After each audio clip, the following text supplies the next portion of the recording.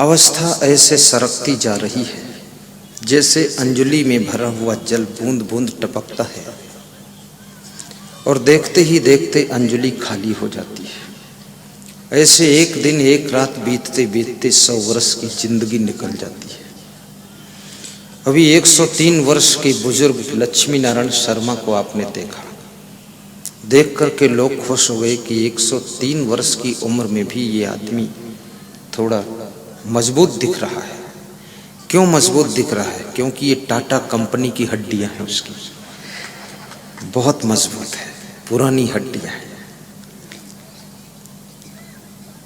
थोड़ा सा दूध भी पिया करो, इससे हड्डी मजबूत होती है।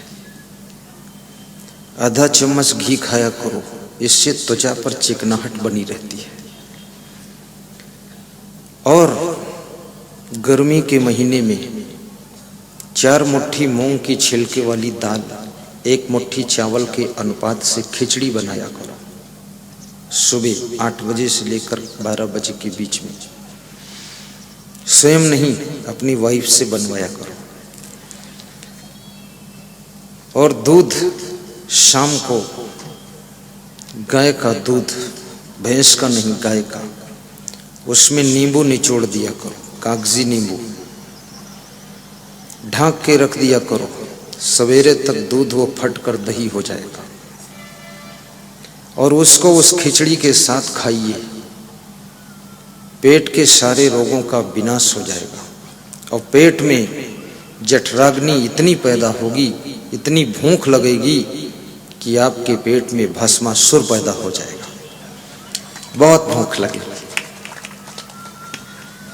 गर्मियों में कभी कभी मट्ठा, छाछ का प्रयोग किया करो, ये स्वास्थ्य के लिए बहुत लाभदायक है। पेट संबंधी समस्त रोगों का नाश करता है मट्ठा, छाछ। लेकिन शाम को खिचड़ी दही मत खाना, नुकसान करेगा।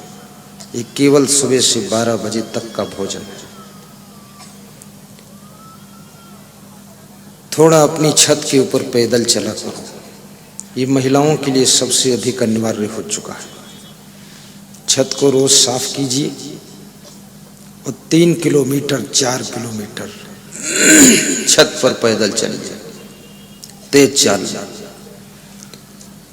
पैदल चलने से मुखमंडल पर चमक आती है।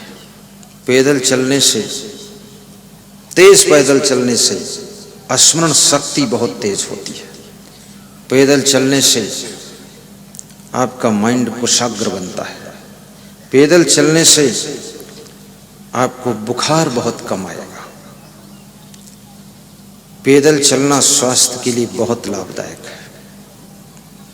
फिर भी जिनका स्वास्थ्य अच्छा ना हो, उनको थोड़ा दौड़ना चाहिए।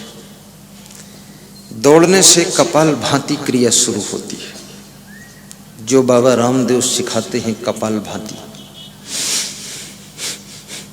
ऐसे करते हैं।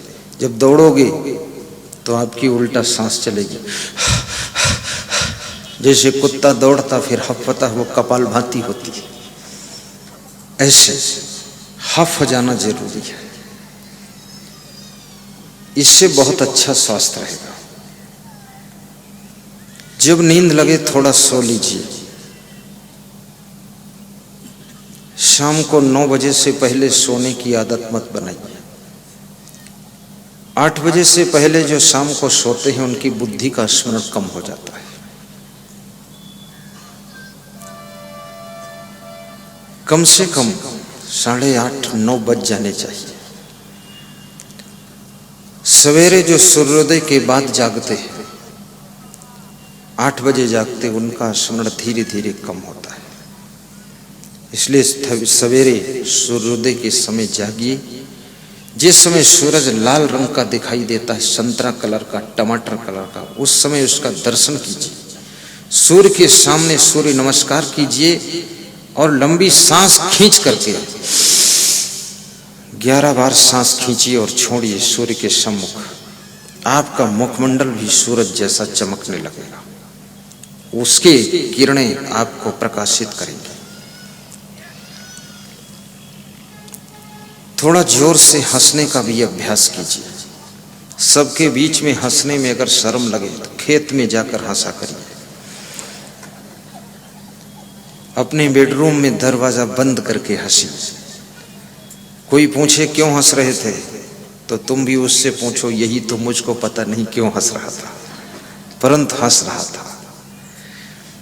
ये दुनिया के दुख, ये दुनिया के झमेले और इस दुनिया के झंझट, ये कभी कम नहीं होंगे। अफसोस बस यही है कि एक रोज हम नहीं होंगे, एक रोज हम नहीं होंगे।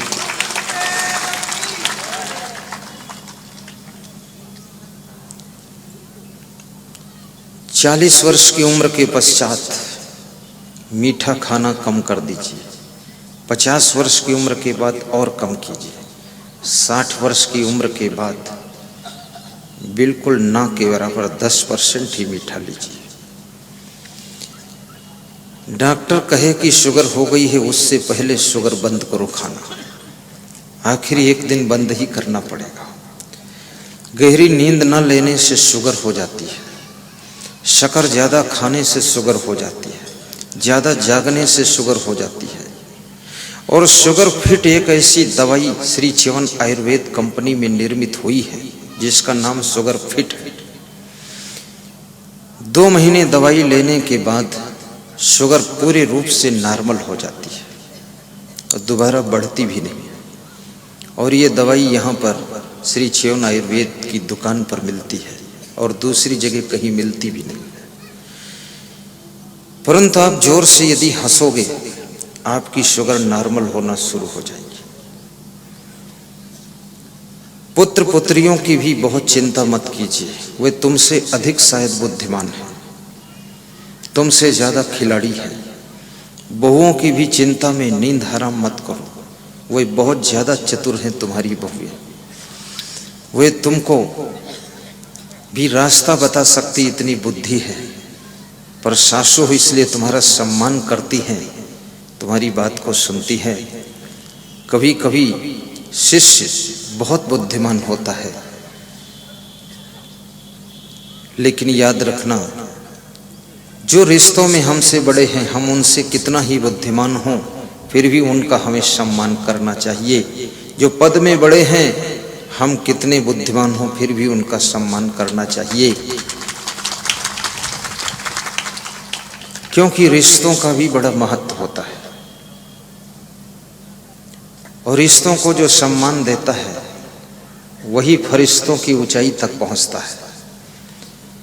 रिश्तों को बिगड़ने न दीजिए, कमजोर न होने दीजिए। रिश्ते बड़ी मुश्किल से बनते हैं, टूटते आसानी से हैं, निभते मेहनत से हैं और टूटने के बाद पुनः जोड़ने के लिए बहुत मशक्कत करो, फिर भी जुड़ते नहीं हैं।